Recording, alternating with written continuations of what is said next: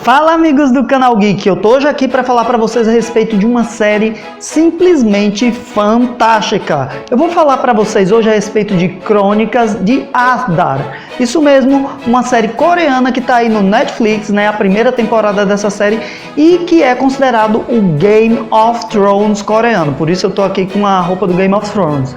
Mas o que eu posso adiantar para vocês é que eu achei um enredo muito mais interessante do que o Game of Thrones, principalmente nas últimas temporadas do Game of Thrones, que vocês sabem que foi uma droga. Então, hoje no canal Geek para vocês, eu vou falar um pouquinho a respeito de Crônicas de Ashdar, sem dar spoilers, tá? Mas depois eu vou fazer um outro vídeo que eu vou lançar semana que vem, falando mais um pouquinho dessa história das Crônicas de Ashdar, porém com spoilers, ok? Hoje o vídeo sem spoilers. Bem, e como eu deveria começar esse vídeo das Crônicas de Ashdar? É bem complicado começar porque realmente é uma série fantástica. Ela é tão boa que eu posso dizer para vocês que ela tá no meu top list aí, entre as 5 melhores, se não a melhor, porque eu fiquei com vontade. Sabe aquele tipo de série que você começa a assistir e você tem vontade de ficar vendo todos os episódios, mas ao mesmo tempo, quando ela acaba, você se sente assim, órfão? Pronto, esse é o caso das Crônicas de Ashdar. Eu vou falar um pouquinho do enredo para vocês, da produção, dos atores, né, o nome dos atores, mas dizendo que essa é uma série, uma super produção aí realizada pela Dragon e com o apoio da Netflix. Mas então, sobre o que fala essa série fantástica? Em um reino mítico chamado Arth, enfrenta alguns conflitos, né, como todos os grandes reinos. A população chamada Saran, que quer montar uma união numa região civilizada chamada Arthdal, ela tem que enfrentar, digamos assim, criaturas mais místicas e pré-históricas chamadas Neantais. Daí Neantais liga um pouquinho, né, com Neandertais, é como se fosse uma transição do mundo tribal para a civilização. Os Sarans fazem uma proposta aos Neantais para que os Neantais cedam o Vale da Lua, um lugar muito fértil onde esses seres vivem, para que os Sarans possam cultivar e montar sua civilização, e ambos os povos eles tenham aí vantagens. Contudo, os Neantais eles preferem uma vida mais tribal, pacífica, em que a natureza esteja acima de tudo, em que eles sejam livres. Eles não querem se amarrar em uma questão de civilização. E aí começa todo o conflito da série. Só que acontece que um dos personagens principais, que é aí uma mistura de Saran com Neantal, ou seja, um Iguto, ele consegue escapar, e esse personagem é o Yun-Sun. No meio da trama, a civilização de Arthdal, que é a cidade, ou Ashdar, como eles chamam, ela precisa expandir os seus domínios e ela necessita de mais escravos. E eles terminam indo até as terras de Ir para, digamos assim, pegarem civilizações tribais para se tornarem escravas. E é aí que todo o Buruçu começa. Nessa série, gente, vocês vão encontrar um contexto muito amplo. São muitos personagens feitos por atores renomados da Coreia. A história gira em torno de uma briga por poder o tempo inteiro. Nós temos aí, quando estava assistindo, eu me senti vendo as palavras de Nicolau Maquiavel no Seu Príncipe.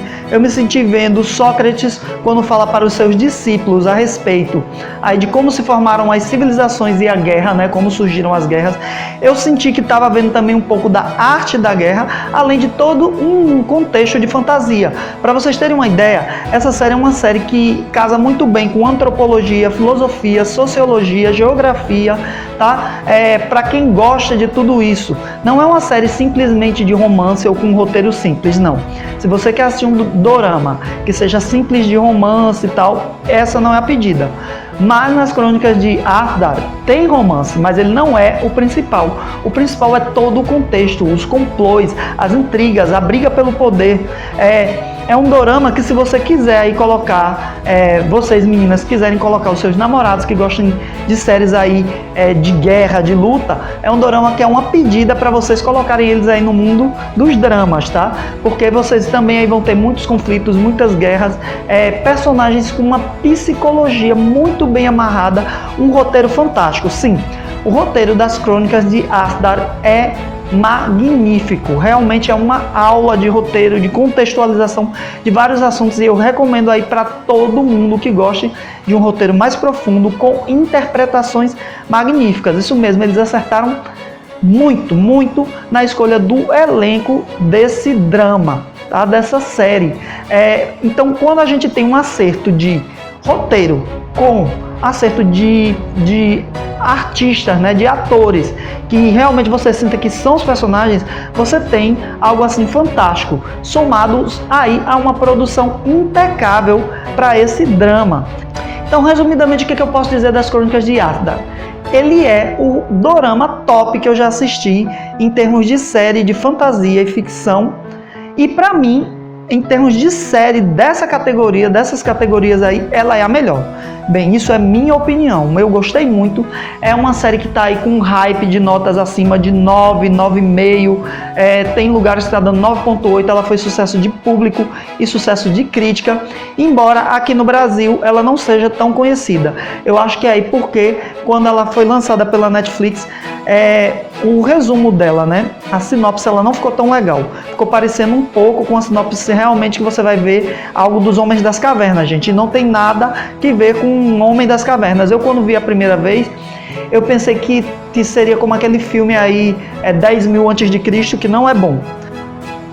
Então, ela saiu na minha lista, eu botei na minha lista assim que ela saiu o ano passado, mas eu deixei em stand-by porque eu achei que realmente a história falava disso. Até que minha irmã, que também tinha deixado de stand-by, ela assistiu e me recomendou. Eu até tive um pouco de dificuldade de aceitar ver, porque cada episódio tem 1h20 mais ou menos, entre 1h10 e 1h20. Eu digo, meu Deus, eu tô vendo 3 dramas agora, esse vai ser o meu 104, mas ele é muito grande, são 18 episódios com mais de 1 hora. Mas quando você começa a assistir, você quer mais. Essa 1 hora ela se torna pequena, ela se torna curta, porque é o tipo de drama que o primeiro episódio você tá um pouquinho confuso, gente, não vou dizer que não é, mas as coisas vão se desenrolando e aquilo que está no misticismo, na confusão, no começo, ele se desenrola.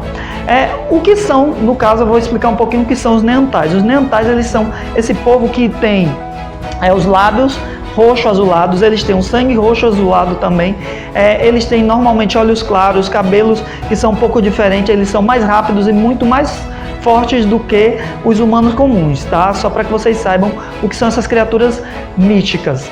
Assim, há uma outra coisa muito interessante. Os Sarans, eles não conseguem sonhar. Os seres humanos, eles não conseguem sonhar. Só quem consegue sonhar são os Neantais e os Igutos. Os únicos seres humanos que conseguem sonhar são aqueles que são os xamãs, né? São os religiosos, e nem todos, eles precisam estudar muito para isso, eles precisam treinar muito para isso. E a família Asa, que é uma família muito importante aí na história, ela é a família da religião, dessa parte religiosa, dessa parte sacerdotal em Arthur, e ela tem muito poder. E aí vocês vão entrar aí dentro de um conflito de poder com a tribo Wanan, que é a tribo onde o Unsum, ele termina do Pará.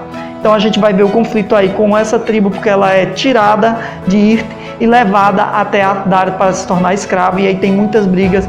E a gente também tem aí o conflito entre as grandes famílias dentro da própria Arthur. Nós temos um dos personagens principais, que é o Tagon, que ele termina também tentando lutar pelo poder, inclusive com o próprio pai. Nós temos também a Taeora, que é uma das personagens principais. Ela é de uma família, da família He, e o pai dela também é um dos protagonistas aí, o Miho, um dos coadjuvantes principais, na verdade.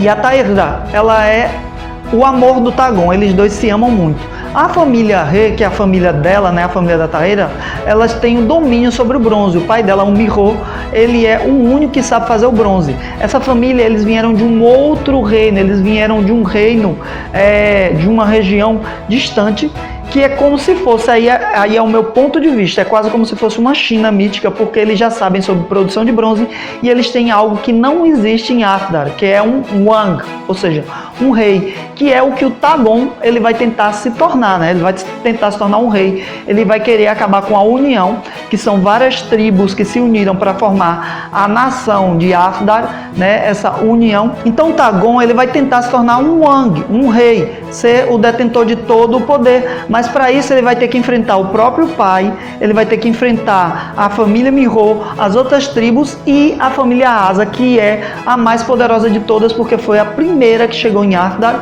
e é uma família religiosa no qual nós temos aí a Asahun, que é uma ancestral dessa família e que era considerada praticamente uma sacerdotisa divina. Inclusive foi ela quem nomeou aí, na época, um Iguto, ou supostamente um Iguto, como uma divindade. Aí a gente está falando aí do grande deus de Arthur, Aramun. E essa família, ela detém grande poder, porque o poder religioso faz com que todas as pessoas se mobilizem ao redor disso. Então, na trama, quando os Wands eles chegam lá em Arthur, eles sofrem muito e eles terminam sendo separados, acontecem muitas coisas. E a Tanya, que é uma outra personagem, né, uma das personagens principais, ela é descendente da grande loba branca, que é, digamos assim, o tipo de divindade da tribo deles, da tribo Wan, inclusive se envolvendo aí nas tramas com o Dagon, com a Taekla e com um personagem que vai surgir, um personagem muito interessante, muito sagaz, muito inteligente, que é o personagem chamado Saya.